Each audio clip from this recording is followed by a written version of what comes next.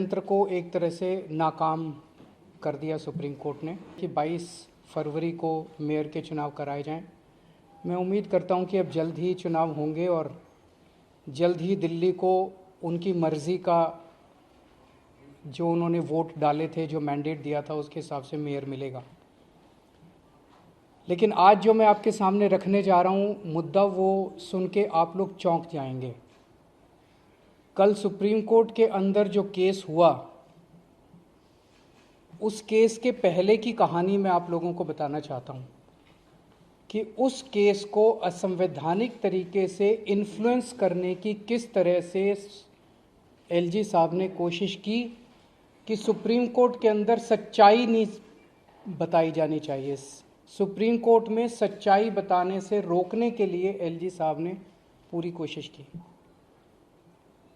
शैली ओबेरॉय जो हमारी मेयर कैंडिडेट हैं, उन्होंने सुप्रीम कोर्ट में केस किया। उस केस में उन्होंने दिल्ली सरकार और एलजी दोनों को अलग अलग पार्टी बनाया, क्योंकि दोनों के व्यूज़ अलग अलग थे। एलजी साहब ने कुछ कदम उठाए थे जो दिल्ली सरकार के मुताबिक असंवैधानिक थे, गैर कानूनी थे। तो शैली ओबेरॉय ने दिल्ली सरकार को, एलजी को अलग अलग पार्टी बनाया। दिल्ली सरकार ने यूडी सेक्रेटरी को आदेश दिए कि इस केस में गौतम नारायण को दिल्ली सरकार की तरफ से वकील नियुक्त किया जाए। दिल्ली सरकार की अपनी मर्जी है कि वो किसी को भी वकील बना सकती है। एलजी साहब ने 9 फरवरी की रात को, मुझे याद है कि अगले दिन केस था, 9 फरवरी की रात को यूडी सेक्रेटरी को ये आदेश जारी किया। इसकी कॉपी हम लोगों ने आपको भेज दी है। इसका सेकंड पैराग्राफ अगर आप पढ़ेंगे तो एलजी साहब ये कह रहे हैं कि honourable lieutenant governor has desired that urban development department shall defend this petition. उन्होंने कहा, एलजी साहब ने, कि पहली चीज, आप मेरा वकील ही दिल्ली सरकार का वकील भी लगाइए। श्री तुषार मेहता एलजी साहब के वकील थे। दिल्ली सरकार के अफसर को आदेश दिया गया कि तुषार मेहता को ही दिल्ली सरकार का वकील भी लगाइए। तेरा वकील तो तेरा वकील भी मेरा वकील और मेरा वकील भी मेरा वकील।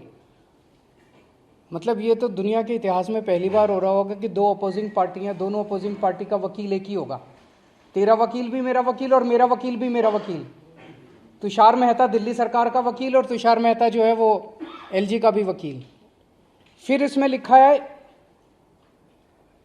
कि Delhi urban development department shall defend this petition. LG साहब उसको कह रहे हैं, अफसर को, कि जितने गलत काम मैंने किया आपको सुप्रीम कोर्ट में उसको डिफेंड करना है।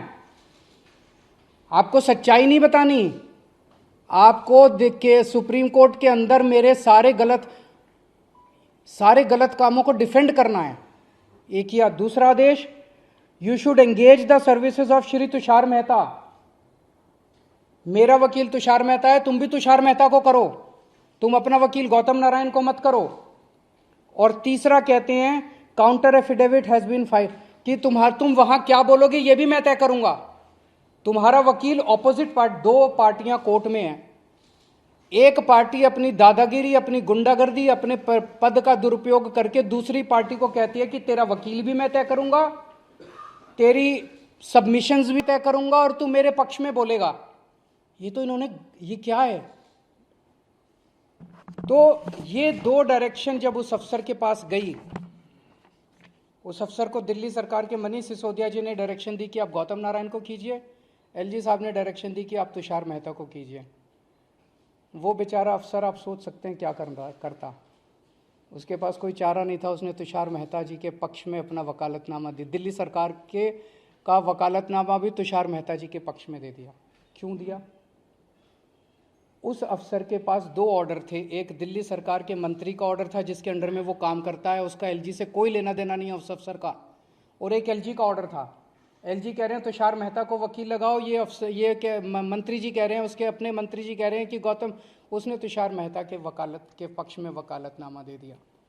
तो तुषार मेहता सुप्रीम कोर्ट के अंदर दोनों पार्टियों की तरफ से खड़े थे, दिल्ली सरकार की तरफ से भी खड़े थे और एलजी साहब की तरफ से भी खड़े थे। जाहिर तौर पे अफसर के यहाँ पे बंदूक रख के उसको धमकी दे के तेरे को सस्पेंड कर देंगे, तेरे को ट्रांसफ़र कर देंगे, तेरा करियर बर्बाद कर देंगे, उससे ज़बरदस्ती करके और वो वकालतनामा दिलवाया गया। एलजी ने ऐसा क्यों किया? एलजी ने ऐसा इसलिए किया, एलजी साहब जानते थे कि उन्होंने जितने काम किए हैं वो गैर कानूनी है, असंवैधानिक है। अगर सुप्रीम कोर्ट के अंदर उनकी पोल खुल गई तो एलजी मुंह दिखाने के लायक नहीं बचेंगे। इसीलिए उन्हें गुंडागर्दी करके, अपना पद का दुरुपयोग करके उन्होंने दोनों पक्षों का वकील एक करवाया, दोनों पक्षों का काउंटर एफिडेविट एक करवाया। तो इससे साफ साफ जाहिर है कि सुप्रीम कोर्ट में सच को छुपाने के लिए एलजी साहब ने यह सारा षड्यंत्र रचा।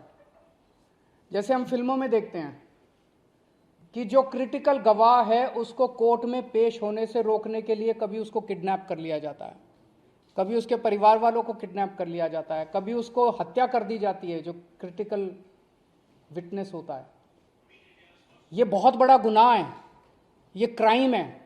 एलजी साहब ने जो किया वो वही काम किया कि एक पार्टी के सच्चाई को सुप्रीम कोर्ट के सामने रखने से रोकने के लिए उन्होंने अपना ये सारा षड्यंत्र रचा। ये मैंने कई वकीलों से सुबह से बात की है। This amounts to, LG's action amounts to interference in the administration of justice. It is criminal contempt of court. LG of lieutenant governor of Delhi has committed criminal contempt of court. मैंने आज एलजी साहब को ये चिट्ठी भी लिखी है, आप लोगों को उस चिट्ठी की कॉपी भी दे दी है, और मेरी एलजी साहब से अपील है कि इस तरह से गुंडागर्दी करके दिल्ली को चलाने की कोशिश मत कीजिए। दिल्ली के कामों में, चुनी हुई सरकार के काम में इस तरह से गुंडागर्दी करके दखलंदाजी मत कीजिए। वो एक बहुत बड़े संवैधानिक पद पे बैठे हैं, उनकी जिम्मेदारी है न्याय होना चाहिए। सुप्रीम कोर्ट के अंदर केस चल रहा है तो उनकी जिम्मेदारी है एक फादर फिगर की तरह कि सारी पार्टियों का पक्ष सच्चाई के साथ रखा जाए, फिर जो भी कोर्ट निर्णय ले। लेकिन उन्होंने उसको करने से रोका। ये तो अच्छा हुआ, जो मुद्दे थे दिल्ली सरकार से सुप्रीम कोर्ट को कुछ पूछने की जरूरत नहीं पड़ी। सुप्रीम कोर्ट को 5 मिनट के अंदर मुद्दा समझ में आ गया। अगर सुप्रीम कोर्ट बाई चांस कल ये पूछता कि दिल्ली सरकार का वकील कौन है, दिल्ली सरकार हमें ये बताए, तो 2 लोग खड़े होते। एक तुषार मेहता खड़ा होता जिसके पास अफसर का वकालतनामा था, और एक गौतम नारायण खड़ा होता जिसके पास मनीष सिसोदिया का वकालतनामा था।